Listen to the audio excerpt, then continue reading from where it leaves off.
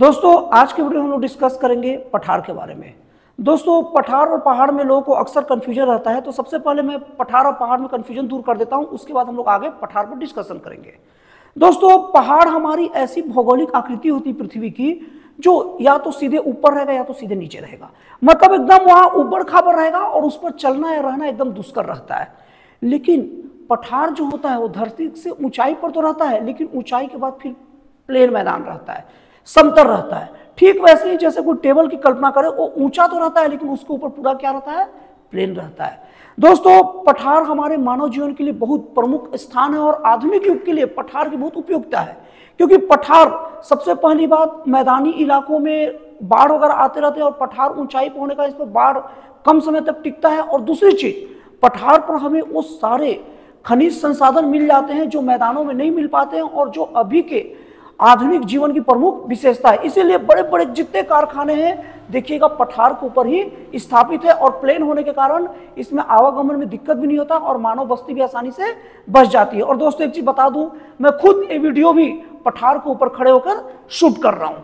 और दोस्तों अगर भारत के पठार की स्थिति के बारे में बात की जाए तो भारत के पठार ज्यादातर प्रायद्वीपीय भारत में है, इसीलिए भारत के पठार को प्रायद्वीपीय पठार भी कहते हैं। दोस्तों मैं आप लोग को एक चीज बता दूं कि हम लोग का जो पठार है वो भारत की सबसे प्राचीनतम भौगोलिक आकृति है। और दोस्तों हम लोग के पठार को गोंडवाना लैंड भी कहते हैं, गोंडवाना भी कहा जाता है। ये सब चीज को नोट करके रखिएगा, इसके दर्शन आपके एग्जामिनेशन में अक्सर होते रहेंगे। और दोस्तों हमारा प्रायद्वीपीय पठार पश्चिम में गिर पर्वत और पूरब में राजमहल पहाड़ियों से घिरा है। ये भी अक्सर एग्जामिनेशन में आता है, आप इसको नोट करके रखिएगा। दोस्तों इसके बाद अब हम लोग पठारों का एक क्रमबद्ध अध्ययन शुरू करते हैं। दोस्तों अब हम लोग जानते हैं हमारे देश के कुछ प्रमुख पठारों के बारे में। दोस्तों इसमें सबसे पहला स्थान आता है दक्कन का पठार। दोस्तों दक्कन का पठार के बारे में बता दूं कि इसका फैलाव प्रमुखतः 5 राज्यों में है। नोट करते जाइए, मध्य प्रदेश, महाराष्ट्र, तमिलनाडु, कर्नाटक और तेलंगाना। दोस्तों इस पठार की खासियत बता दूं, वो हमारे देश का सबसे बड़ा पठार है और लगभग 5 लाख स्क्वायर किलोमीटर तक फैला हुआ है। और दोस्तों अगर इसकी आंतरिक संरचना की बात की जाए तो ये लावा द्वारा निर्मित है। और दोस्तों आप लोग एक चीज बता दूं, लावा अलग अलग प्रकार के होते हैं, जिसमें ग्रेनाइट होते हैं, नीश होते हैं, बेसाल्ट होते हैं। तो दक्कन का जो पठार है ना वो बेसाल्ट लावा से निर्मित है। दोस्तों पॉइंट शुड बी नोटेड, अक्सर ये पूछता है कि जो दक्कन का पठार है वो कौन सी लावा से निर्मित है, क्योंकि लावा से निर्मित हो जाना पुरानी बात हो गई। नई बात यह है कि कौन सी लावा से निर्मित है। तो कौन सा लावा से निर्मित है, बेसाल्ट के लावा से निर्मित है। और दोस्तों जो दक्कन का जो पठार है इसमें काली मिट्टी प्रचुरता में पाई जाती है, इसलिए यहाँ कपास की खेती भी बहुत अच्छे से की जाती है। दोस्तों इसके बाद बारी आती है छोटा नागपुर के पठार की। दोस्तों छोटा नागपुर का पठार औद्योगिक दृष्टि से बहुत महत्वपूर्ण है। और दोस्तों इसका विस्तार क्षेत्र अगर माना जाए तो इसका विस्तार क्षेत्र नोट करते जाइए, छत्तीसगढ़, झारखंड, उड़ीसा और पश्चिम बंगाल है।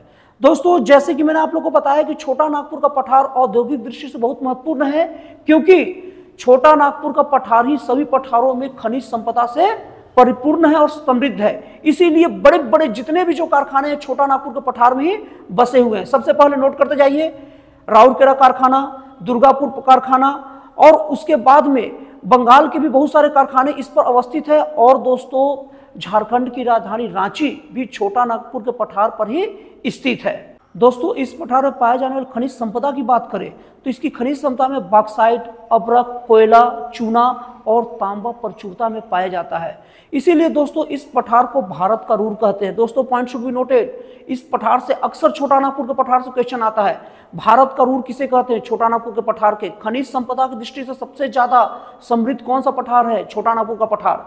सबसे ज्यादा औद्योगिक क्षेत्र कहाँ विस्तृत है, छोटा नागपुर के पठार में। दोस्तों एक चीज नोट कर लीजिए, अपना टाटा स्टील प्लांट है वो भी छोटा नागपुर के पठार पर ही तो स्थित है, राउरकेला भी बताया ही।